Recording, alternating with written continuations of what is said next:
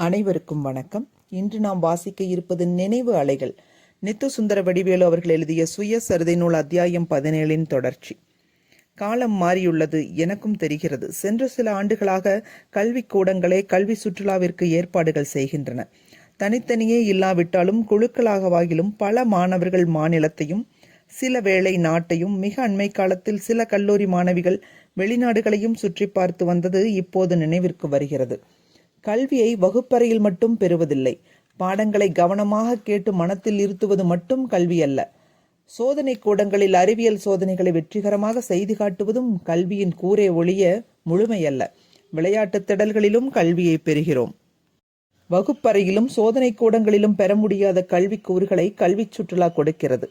அது கூட்டுணர்ச்சி வளர துணை, பொறுப்புணர்ச்சி வளர துணை, குழுவை முழுமையாக கவனித்து அழைத்து போய் திரும்ப அழைத்து வரும் பயிற்சிக்கு ஒத்திகையாகும். எதற்கு?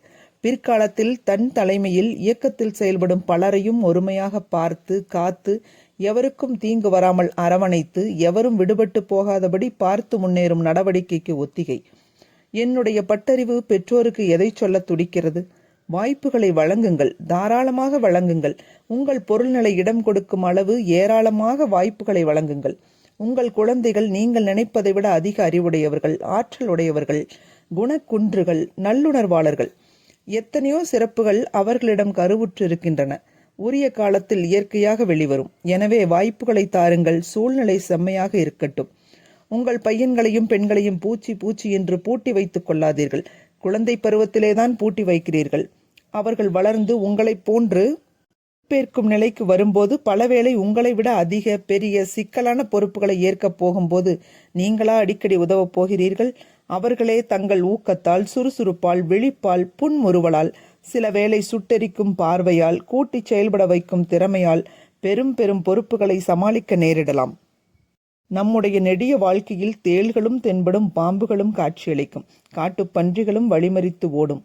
இத்தனையும் சமாளித்தே ஆக வேண்டும். ஓரத்தே படுத்துறங்கும் தேளையும் பாம்பையும் அப்படியே விட்டுவிட்டு செல்வதே அறிவுடைமையாகும் நேரங்களும் உண்டு. கொன்றுவிட்டே அடுத்த அடிவை எடுத்து வைக்க வேண்டிய நெருக்கடியும் உண்டு. இரண்டையும் பிரித்து உணர்ந்து சமயோசிதமாக நடக்கும் இயல்பும் வாழ்க்கைக்கு தேவை. இதையும் வளர்க்க கை கொடுப்பது சுற்றுலாக்கள். கல்வி சுற்றுலாவை வெறும் பொழுதுபோக்கு உலாவாக ஆக்கிவிட வேண்டாம். காட்சி இன்பம் மட்டுமே கல்வி சுற்றுலாவின் நோக்கம் அல்ல, கருத்து ஊறலும் நோக்கமாகும்.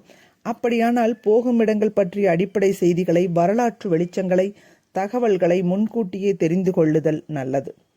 ஆற்று மணலை கொண்டு குழந்தைகள் எத்தனை உருவங்களை உருவாக்குகிறார்கள்.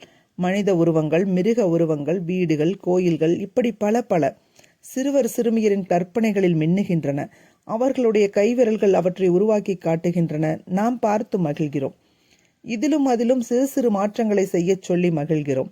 பிள்ளைகளுக்கு அளிக்கும் முழு உரிமையே அவர்களுடைய சீரிய கற்பனைகளை, நல்ல கைத்திறன்களை வளர்க்கும் வழியாகும். உரிமையே உயிர், சாதனைக்கு வேர். இதேபோல் சுற்றுலா செல்லும் மாணவர்கள் காட்சிகளிலிருந்து பெறும் கருத்துக்களை உண்மையாக வெளியிட உரிமை கொடுக்க வேண்டும்.